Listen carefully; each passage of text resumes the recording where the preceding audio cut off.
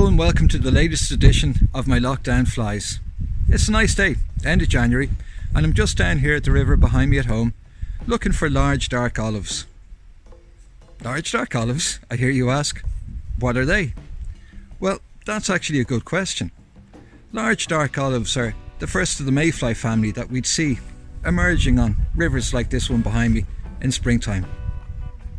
And do trout eat large dark olives? Oh yeah, they love them. And Rob, would you have a fly pattern that might imitate a large dark olive? Oh yeah, you betcha. So stay tuned while I go up to the man cave and I'm going to tie up one of my favourite patterns that you could try out this springtime. Okay, here we go. This is going to be our large dark olive here.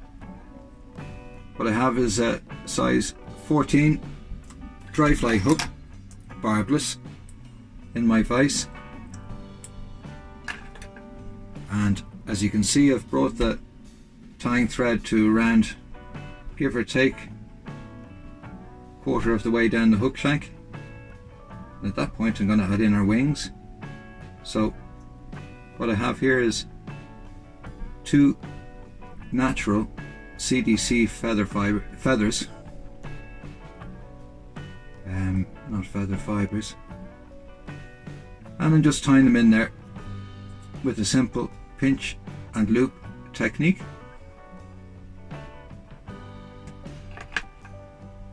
Now I'm going to trim the butt ends, so I'm going to try and trim them with a little bit of a taper. That helps in the overall profile of our fly. The natural large dark olive has a taper to his body, and it tapers from fairly thin around his tail to progressively wider up over his thorax and his shoulders. So what I have here now, I've tied the thread to bend in the hook. At this point I'm just adding in our tail. So again, I'm using that pinch and loop technique, and I've tied in about half a dozen blue dun cock hackle fibres. Now we're going to add on our body. Now there are plenty of different ways, lots and lots, that you could tie on the body of one of these flies, but this is one of my own preferences. So what I'm doing is I've just split the tying thread there with my dubbing needle, and I'm just getting a little bit of dubbing, placing it in the middle of those split threads, and I'm closing the dubbing again. Now what I'm going to do here is, this is magic really. I'm spinning my bobbin holder, which in turn spins the thread, and that twists that yarn into a very fine and not bulky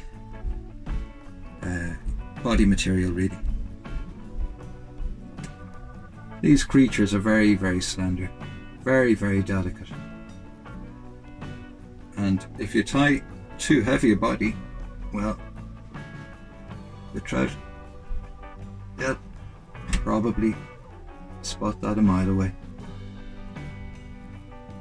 So it's something to consider when you're tying, keeping the body nice and slender.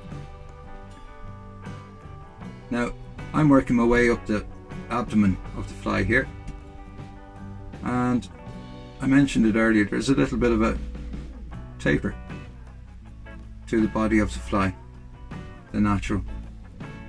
So I'm just incorporating that into the tying. I've brought the body just up behind the wing, and at that point I'm going to add in a hackle. So this hackle here, again, pinch and loop. This hackle its primary function is to keep our little fly afloat, but it also gives the impression of legs, or what I'm sure the trout must think are legs, kind of dimpling the surface of the river. Now I'm just going to trim off the excess hackle here at the eye of the hook. And as you notice, I've brought my tying thread back to behind the wing. The reason for that is I'm just going to add in a little bit more dubbing now, cover our thread wraps, and kind of build up the thorax and the head of the fly.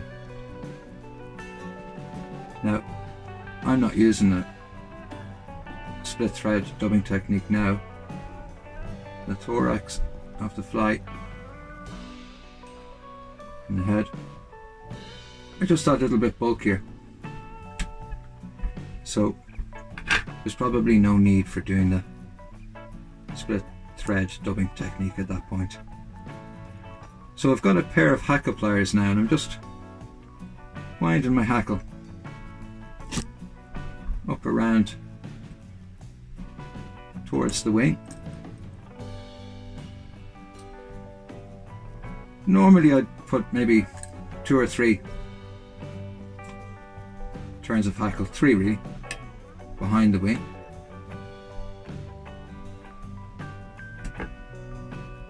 And 1.5 or 2 in front.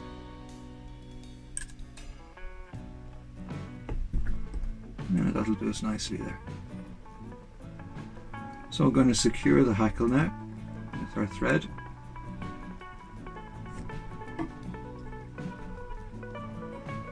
Three wraps, enough. And snip the hackle away.